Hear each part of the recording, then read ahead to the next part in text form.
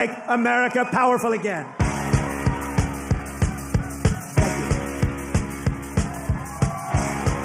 No empire lasts forever. The Dutch collapsed, the British withdrew, the Romans faded into history. Is another name about to be added to the list? A country with only 4% of the world's population, producing 20% of global income and accounting for nearly 40% of military spending, has dominated the entire stage for nearly a century. The United States was the power that wrote the rules, ran the game, and built the backbone of the multilateral trading system around the dollar. But this order is changing rapidly. As projections that China will become the world's largest economy by 2028 make headlines, Beijing has been preparing for years, pouring trillions into developing countries since 2010 and weaving a new trade route network. At the same time, debt has skyrocketed in Washington. Interest payments have reached nearly 1/6 of the budget. Globalization is being rewritten, and waves of US tariffs are spreading across international shipping and supply chains. The perception of trust that has been patiently built over the years is eroding due to volatile policies, import tax shocks, and measures that add friction to import-export flows. The problem goes beyond a single leader. The issue is our blind faith in the myth of invincibility, even after the foundations have begun to crack. The question is, can the American world order withstand this pressure? Or are we witnessing the opening curtain of a new empire? Until recently, it would have been considered heresy to even suggest that American power could be dismantled. In the 1990s, as the Soviet Union collapsed, Washington embraced the end of history narrative, and the dollar cemented its already dominant role. In 1995, 71% of global foreign exchange reserves were denominated in dollars. The US had become the backbone of the global financial system. Capitalism and democracy were spreading across the globe. Members of the rival camps such as Russia, Poland, and Vietnam were opening their doors to market economies. At that time, there was no framework as powerful as the American century narrative. Meanwhile, on the other side of the Pacific, a seemingly minor actor was quietly and patiently initiating a transformation: China. Starting in the 1990s, a restructuring process unfolded over the medium and long term, spanning a ladder from farmers to factories, from villages to metropolises, and from low technology to high value-added industries. During this ascent, growth rates remained above 9% for years, and poverty rates declined dramatically. Elites in Washington interpreted this as "our model has won." When China joined the World Trade Organization in 2000, it was not merely seen as a trade decision, but as the gateway to democracy. The assumption that economic freedom brings political freedom was widely applauded at the time. Looking back, another proverb takes on meaning: slow and steady wins the race. Rather than integrating itself into the system, China patiently transformed its position within it. This transformation followed a classic pattern of development, from agriculture to industry, from rural to urban, from low productivity to economies of scale. By 2020, production volume, which stood at hundreds of billions in 1990, was measured in trillions. China became the world's factory. The overwhelming majority of consumer electronics in the US are now made in China. Nearly all laptops, the vast majority of smartphones, and a wide range of products from sports equipment to toys. Supply chains operating on a just-in-time basis, international shipping lines, and global trade route networks became linked to clusters in China. This dependence appeared to offer consumers cheaper products on store shelves and higher margins for companies. But behind the scenes, other metrics were at work: household debt and public debt. At the beginning of the century, consumer debt in the US was around $1.8 trillion. By 2020, it had surpassed $5 trillion. The percentage of people living paycheck to paycheck grew. Homes filled with low-priced imports were financed by credit card bills. The picture was even bleaker on the government side. Federal debt climbed to $36 trillion, while the interest share of the budget continued to rise. Projections suggest that without action, the $50 trillion threshold will be crossed by the 2030s. This is not just accounting, it is a pattern that opens the pages of history books detailing the decline of empires. The rule is simple: first, debt swells, then inequality and inefficiency rise. The production base erodes, and dependence on external factors deepens. This is exactly what happened to the 17th century financial giant Holland in the 18th century. The state spent by mortgaging the future. Political bloat, import dependency, and income inequality created fragility. A similar tension is evident in today's America: excessive consumption, insufficient investment, and a fragmented industrial landscape. De-industrialization is the silent but decisive protagonist of this story. Manufacturing, which accounted for about a third of employment in the 1960s, fell to single digits in the 2020s. First, textile workshops closed, then steel cities fell silent. Then even more sophisticated manufacturing moved to the Far East. When the Made in USA label disappeared from shelves, it wasn't just production capacity that eroded. Social peace did too. Manufacturing had served as an equalizing bridge for the middle class for decades. As a new order emerged that rewarded finance, technology, and intellectual capital, the accumulated anger of the left behind shifted politics to other axes. Income growth concentrated at the top, while the share of the lower and middle classes declined. The wealth share of the top 1% rose, while real earnings stagnated for the lower income group. To make matters worse, housing prices have multiplied several times over the past 40 years. A home that cost $60,000 in the 1980s now costs over $400,000. With stagnant real wages and skyrocketing housing costs, erosion of trust in the institutional order begins precisely here. This is precisely where politics stepped in with its easy solution: tariffs. The new tariff package, introduced in 2024 with the promise of a return to the golden age, was supposed to force companies to redesign their supply chains, bring production back to the country, revive manufacturing, and generate $1.8 trillion in revenue for the budget over the next decade. On paper, it might have seemed like a clever maneuver, but in practice, the treasury market at the heart of the system became unsettled. Because the multilateral trading system had been built on free trade for a century, and its architect was the United States. When the architect suddenly changes its mind, global investors reprice the risk premium.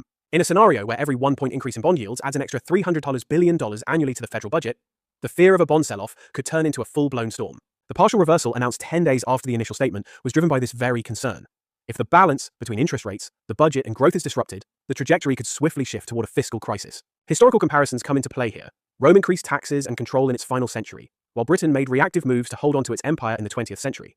Both had in common that short-term attacks against a rising rival often backfired. So what is the rival doing? China's game is simple and long-term. Invest now, dominate later. While consumption accounts for 65–70% of GDP in the US and Europe, it is less than 40% in China. Unspent money is being saved. These savings are being reinvested in high-speed railways, green energy farms, semiconductor factories, ports, and energy grids. The logic behind the Belt and Road Initiative, announced in 2013, is not just about roads, rails, and ports. It is also about rewriting the routes of trade routes and international shipping. This network, which covers more than 150 countries, stretches from Africa to Southeast Asia, from the Middle East to Eastern Europe. Roads, ports, and power plants are being financed in Africa, which will be home to a quarter of the world's population by 2050. When compared to US development aid, the scale difference is striking. While USAID has left more limited infrastructure footprints spread over decades, China's credit plus construction model is more visible and faster. Of course, the debt sustainability, transparency, and impact on local economies of this network are separate topics for discussion. However, the imperial strategy is successful in establishing influence through infrastructure. During the same period, Washington took on the role of world police and has borne the cost of numerous foreign interventions since the beginning of the 21st century. The example of Iraq alone left $1 trillion bill and a controversial outcome. The difficulty of regime building is evident. China, on the other hand, is not trying to change political regimes. It is building cooperation on a commercial, infrastructural axis rather than ideology, with a no-intervention rhetoric. This approach is finding takers, especially in regions weary of ideological imposition. Polls in 2023 showing that China's image in Africa surpassed that of the US demonstrated that power can be built not only with muscle and ammunition, but also with ports, roads, and energy. Similar discussions are taking place within the EU and Indo-Pacific. Europe is redesigning its supply security, while actors such as Japan, South Korea, and Australia are seeking to maintain security and trade balance in the Indo-Pacific. In this picture, the United States is using US tariffs as a tool, while the EU must find a position compatible with its norms and Indo-Pacific security dialogues. Otherwise, export competitiveness will erode, while import bills, freight, insurance premiums, and port congestion will rise. Refinery margins will become even more sensitive to currency and crude oil price fluctuations. And credit conditions for LNG cargo financing and oil tanker programs will tighten. This is where another aspect of strategic dependence comes into play: critical minerals. Inputs such as rare earths and tungsten are key to a wide range of industries, from defense to aerospace. The fact that there are no active tungsten mines in the United States and China's control over production and processing increase the risk of a choke point. Supply security necessitates a new industrial policy, bringing advanced manufacturing back home, streamlining permitting processes, and striking a rational balance between environmental standards and competitive speed. Energy security depends not only on oil and LNG flows, but also on shifting the production of battery metals, semiconductors, and components ranging from masks to engines to secure supply chains under the friend-shoring logic. This will not happen overnight, but if the direction is chosen today, it will yield results in 10 years. Looking back, the critical turning point for the American order is centered on trust. The narrative of the dollar as the safest haven, the risk-free status of treasuries, and the normative framework of the multilateral trading system. When all work together, the world's accounts flow smoothly. However, as the debt-to-GDP ratio rises, interest expenses outpace growth, an increasing share of tax revenues flows solely into interest payments, and steps like US tariffs create cost hysteresis on both the export and import sides, this narrative is faltering. The solution lies not in popular cliches, but in a tedious yet effective trilogy: productivity growth, fiscal discipline, and long-term investment. Productivity gains come from artificial intelligence, advanced materials, biotechnology, energy technologies, and factories of the future. Fiscal discipline is achieved through budget prioritization and a primary surplus. And long-term investment extends from education to infrastructure, R&D, and energy transition. In the short term, the promise of a return to the good old days may be appealing. However, supply chains, international shipping, trade routes, the oil, LNG landscape, and the refinery ecosystem tell us that as the world becomes more complex, shortcuts come at a higher cost. Is the Chinese century inevitable? History does not favor the term inevitable.